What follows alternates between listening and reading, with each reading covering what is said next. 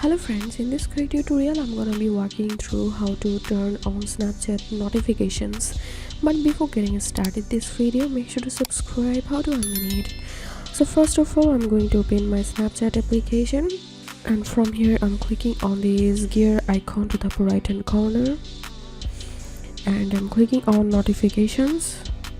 Make sure all these option is enable notification, beat emojis and notification. Make sure all this option is enabled, and after that open your phone settings and scroll down, then search for notifications. Click on notifications and click on notifications again, and here search for Snapchat.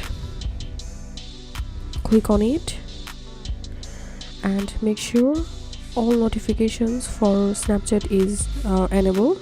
So if it's disabled, you have to enable this. So this was the way we can turn on Snapchat notifications. If you find this video helpful, make sure to subscribe. How to unmute it? Thanks for watching this video.